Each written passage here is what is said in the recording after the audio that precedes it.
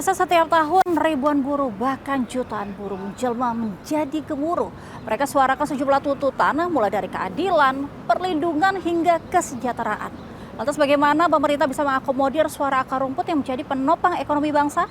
Saya akan berbincang dengan Wakil Menteri Ketenagakerjaan Immanuel Ebenezer. Bersama saya, Angelika Devagam. Inilah One on One. Ya pemirsa, saat ini saya sudah bersama dengan Wakil Menteri Ketenagakerjaan Bapak Immanuel Ebenezer. Halo Pak. Halo. Bagaimana kabarnya? Baik, Angel. Iya Pak, ini kan kita sudah melalui tanggal 1 nih, May Day ini kemarin. Nah kemarin tuh juga banyak buruh yang pastinya berkumpul tiap tahunnya. Dan ada yang istimewa yaitu hadirnya pemerintah. Di sini adalah Bapak Presiden gitu, menyapa langsung para buruh yang biasanya mungkin udah bertahun-tahun lamanya tidak ada kehadiran pemerintah mungkin dinilai kurang begitu ya. 60 tahun. Iya, puluhan tahun lamanya udah berapa dasawarsa begitu. Akhirnya ada Bapak Prabowo, Presiden pemerintah hadir di tengah para buruh. Bagaimana sebenarnya Pak posisi pemerintah, kehendak pemerintah gitu di tengah para buruh? Apa yang ingin ditunjukkan dengan kehadiran Pak Presiden? Ini sebenarnya bentuk nyata pemimpin kita Pak Prabowo Subianto hadir tengah buruh itu bentuk keberpihakan ya, keberpihakan. Kemudian ini juga momentum sejarah 60 tahun di mana pemimpin republik itu tidak pernah hadir itu. Artinya selama ini kan dianggap buruh itu adalah ancaman dan sebagainya. Nah kali ini kita menganggap bahwa buruh itu adalah mitra strategis. Kedua, kita juga mau ada sebuah semangat yang ditanam oleh Pak Prabowo soal patriotisme ini. Jadi nanti patriotisme ini ada di tengah-tengah buruh, ada semangat ini ada di kawan-kawan industri. Jadi dua kekuatan ini harus dijadikan semangat patriotismenya ada. Tidak hanya ada kita minta di buruh, tapi itu harus ada juga di kawan-kawan industri atau pelaku usaha. Karena kita lihat di momen perang tarif yang dilakukan Donald Trump, inilah momennya industri kita harus bangkit bersama. Gitu. Dan negara harus benar-benar melihat ini harus menjadi peluang bagaimana mengkonsolidasikan dua kekuatan ini, dua komponen ini. Pertama buruh, dua industrinya. Karena kalau mengacu dari apa yang terjadi hari ini kan bisa dijadikan momentum ya. Kalau Pak Prabowo kemarin menyampaikan soal membangun swasembada energi, swasembada pangan. Hari ini dengan kejadian global hari ini jadikan juga momentum bagaimana menguatkan industrial kita. Gitu, atau bahasa saya itu swasembada industri. Seperti itulah kira-kira. Baik, karena kan sejauh ini antara buruh, industri, dan pemerintah ini kadang tuh seringkali terlihat seperti saling berlawanan gitu Pak. Ada triangle semacam lawan, buruh dengan industri tidak selinier, kemudian industri pemerintah juga harus, dari para buruh mungkin menganggap ini kong kali kong, pemerintah selalu mendukung industri nih. Sementara buruh selalu disisihkan, padahal buruh adalah penopang ekonomi bangsa begitu. Apakah ada semangat lainnya begitu Bang? Nah itulah yang semangat patriotisme ini kita bangun. Makanya ada kolaborasi sekarang, misalnya ada Satgas Tenaga Kerja, kemudian ada Des Tenaga Kerja di kepolisian. Jadi semangat kolaborasi yang hari ini kita bangun, ini adalah sesuatu yang baru ya di pemerintahan Pak Prabowo. Jadi semangat baru ini semoga ini menjadi legacy yang baik buat kawan-kawan buruh, kemudian industrial dan juga kita sebagai anak bangsa. Karena kan selama ini tadi yang Angel sampaikan, terkadang pemerintah seakan-akan hanya berpihak terhadap pengusaha, mengesampingkan kepentingan kawan-kawan buruh. Kali ini tidak. Kali ini dua komponen ini harus dijadikan mitra strategis pemerintah atau negara, karena biar gimana pun kita butuh industrial ya, yang sehat, yang bagus.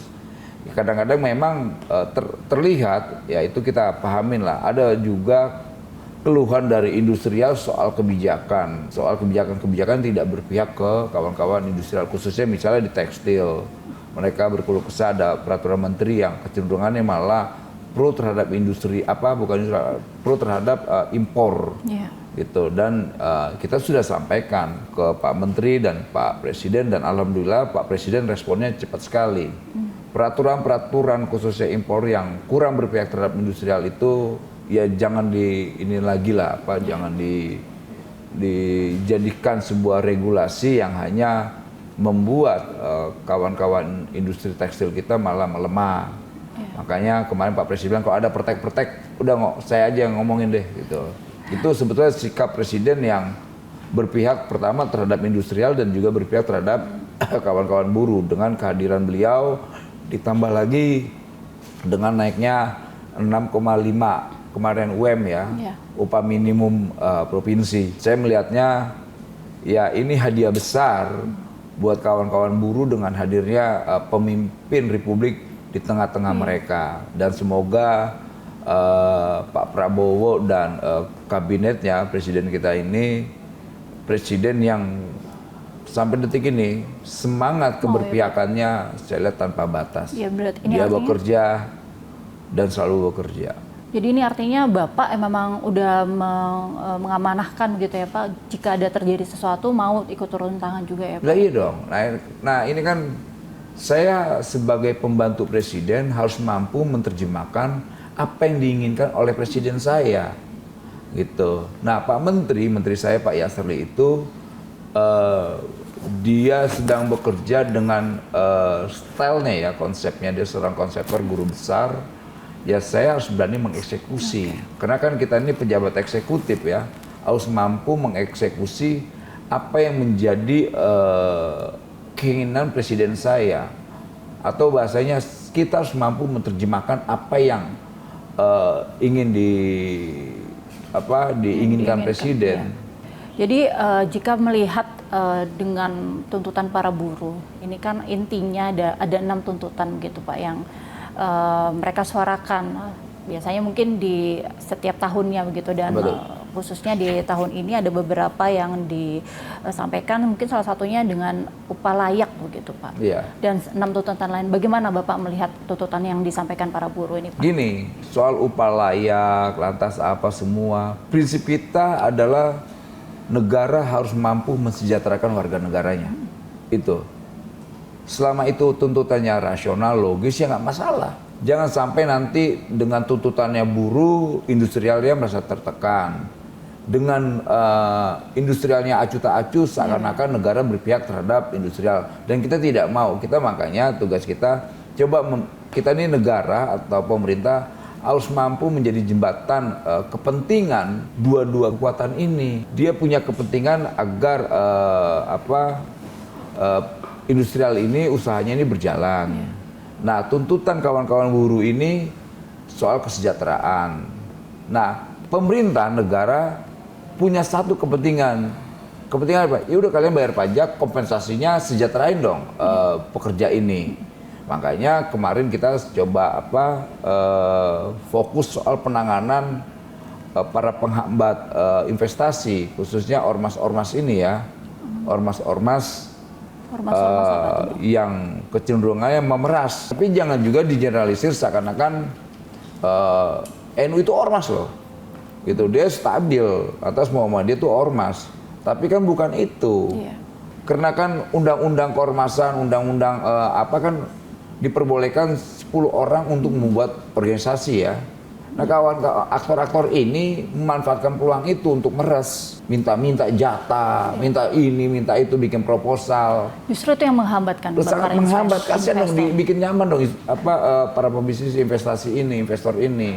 Mereka sudah bayar pajak ke negara. Ya kewajiban negara membina para ormas ini. Jangan suruh lagi pelaku usaha atau industri ini atau pengusaha ini dibebani soal kayak begini-ginian. Oh, dengan adanya itu pun juga akan mempengaruhi bagaimana mereka memberikan kepada para pekerjanya ya Pak? Iya dong, bayangkan ada berapa ratus ormas. Dalam setahun itu ada 4 hari besar. Natal, Lebaran, 17-an, Tahun Baru. Tambah lagi plus ulang tahun ormasnya. Tambah lagi plus ulang tahun ketua ormasnya. Plus tambah lagi ulang tahun istri ormasnya. Gitu-gitu aja terus. Nah, kalau banyak itu akhirnya kan kasihan dong kawan-kawan pekerja di industri itu yang akhirnya terkena dampaknya. Dan nanti kita mau pemerintah fokus untuk tetap menjamin agar investasi kemudian industri ini tidak lagi terganggu oleh ormas-ormas ini. Ini sudah mulai digerakkan, Pak? Oh, gerak lah. Yang jelas TNI kita, kepolisian kita sudah gercep. Jadi tidak ada lagi nanti minta-minta jatah preman-preman itu tuh. Bisa dipastikan ya Pak, karena ini harus dong. jadi persoalannya. Nah, inilah tugasnya negara dalam menertibkan yang namanya aturan. Nah, kalau negaranya berwataknya seperti ormas, ya akhirnya begitu tuh. Gitu. Dan kita harus berani mengkritik diri kita juga ya sebagai negara. Karena itu kan warisan, legacy yang diberikan para pejabat-pejabat yang lalu dengan tidak sadar bahwa dirinya itu mewakili negara. Yang akhirnya ya wajar ada ormas-ormas itu yang berperilaku yang sama. Udah dilihat contohnya pemerintahnya begitu. Jadi kita harus mampu mengevaluasi diri kita lah. Oke, berarti masalah ormas ini yang mempengaruhi juga bagaimana upah yang diberikan dari pihak industri kepada sangat para pegawainya. Lantas ada satu hal juga yang menjadi tuntutan, yaitu penghapusan outsourcing. Bisa nggak Pak? Penghapusan outsourcing, ini juga menjadi tuntutan yang ya sesuatu semua bisa terjadi aja ya, nggak mungkin tidak. Negara kok, ini negara. Kan tugas kita adalah melayani warga negaranya. Kemudian itu menjadi tuntutan yang harus kita lakukan, ya kita lakukan, jangan tidak. Tapi kan kita harus ada kajian-kajian ya, kajian-kajian kiranya seperti apa kalau seandainya para OS ini atau outsourcing ini kita hapus gitu. Kan juga kita harus lihat minus plusnya. Tapi yang jelas selama itu tuntutannya logis dan rasional, kami tidak resisten terhadap tuntutan kawan-kawan buruh. Tapi berarti selalu dipertimbangkan ya Pak tuntutan itu? Karena setiap tahun kan Pak, apalagi sejak Omnibus Law. Makanya OS ini kalau menjadi ancaman untuk tenaga kerja atau para pencari kerja atau buruh, ya kita harus berani melakukan sesuatu yang terbaik buat buruh. Yaitu kalau mau dihapus, hapus saja. Tapi apakah jika dengan dihapus tidak merugikan perusahaan? Bagaimana menjaga agar masing-masing pihak ini? Kan ini ada negara gitu loh. Negara itu tugasnya kan apa? Mengamankan semua, membina semua, menjaga semua. Nah makanya negara ini tugasnya harus menjadi jembatan, komunikasi yang baik, menjadi pelayanan yang baik. Makanya jangan wajahnya wajah preman. Kalau wajahnya preman ya akhirnya kita kerjanya malak aja, ada investasi malak, minta sekian persen. Store dong ke kita dong. Jangan dong. Kan mereka udah bayar pajak. Jangan digituin lagi industri-industri atau investor-investor itu. Iya, soalnya menakuti para investor ya Pak. Nah kali ini saya jujur aja saya galak soal itu. Karena saya harus mampu menerjemahkan narasi presiden saya. Saya nggak ada urusan. Makanya saya nggak mau begini. Saya nggak mau malak, saya nggak mau minta jatah buat Kementerian Tenaga Kerja. Mana? Nggak ada. Yang saya minta jatah buat rakyat mana? Gitu. Lantas jatah buat rakyat itu kan sederhana. Bagaimana rekrutmen tenaga kerjanya, lantas gajinya berapa, nah kewajiban perusahaan soal mereka gimana, itu yang tuntutan kita sebagai negara ya. Lalu Pak, ini kan ekonomi kita lagi nggak bagus, banyak sekali yang PHK atau mungkin efisiensi lah di perusahaan, banyak tenaga kerja yang harus diputus begitu ya hubungan kerjanya. Bagaimana perlindungannya Pak? Ya, layoff ini memang menjadi tantangan buat kita ya, karena kita juga lagi mencari formulasi yang tepat, tapi itu menjadi solusi ya, solusi. Karena problem ketenaga kerjaan ini menjadi problem lintas kementerian ya, bukan hanya harus dibebani di Kementerian Tenaga Kerja aja, tidak. Karena ini terkait misalnya ada investasi. Kita kan harus koordinasi dengan Kementerian Perindustrian. Kemudian regulasi dan sebagainya kita bicara dengan Kementerian Perdagangan. Lantas peluang lapangan pekerjaan kita bisa diskusi dengan Kementerian BUMN. Jadi soal ketenaga kerjaan ini bukan persoalan ANSI, Kementerian Tenaga Kerja, dan ini semua lintas kementerian. Bagaimana komunikasi sejauh ini Pak dengan Sampai detik ini sangat bagus dan positif. Positifnya tuh bagaimana Pak yang bisa Pertama, dirasakan kita membuat betul yang manfaat? namanya kerjasama, peluang lapangan pekerjaan atas apa-apa aja yang bisa dibantu dengan fenomena banyaknya pengangguran di depan, gitu, di depan mata kita. Ya kita melakukan kolaborasi. Tapi gitu. sejauh ini perlindungan yang konkret kepada para pekerja ini bagaimana? Karena setelah mungkin juga banyak rekan-rekan yang di PHK tuh bingung kan Pak harus kemana. Sementara ekonomi lagi anjlok, barang mahal dan lain-lain gitu. Emang kondisi global ini memang lagi tidak baik-baik aja, khususnya ke Indonesia ya, dampak perang tarif yang dilakukan Donald Trump. Iya. Gitu. Tapi kan kita tidak boleh pesimis.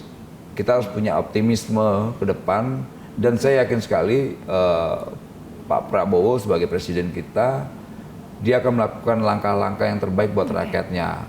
Dengan misalnya dia mengkonsolidasikan duit Republik ini di Danantara. Iya. Ada berapa proyek investasi, pasti di sana ada resapan tenaga kerja yang akan dibuka. Jadi memang ya butuh kesabaran dikit lah ya. Gitu, butuh kesabaran dikit agar para pencari kerja rakyat ini bisa mendapatkan harapannya lagi. Karena memang harus berjuang. Makanya tadi saya katakan tadi, patriotisme itu yang kita butuhkan. Gitu, jangan kita berkeluh kesah aja tanpa memahami situasi yang hari ini lagi tidak baik-baik. Baik, jadi semuanya butuh waktu dulu ya Pak. Mungkin emang harus banyak bersabar dulu bagi para pekerja. Tapi yang jelas gini, ya sabar itu penting. Tapi yang paling penting, pemerintah bekerja nggak? Kita bekerja. Kita bekerja. Baik, gitu. Mungkin saat lagi kita akan tanya-tanya mengenai ini Pak, yang kemarin viral. Apa tuh? Aksi Bapak di Riau dan Surabaya. Oh.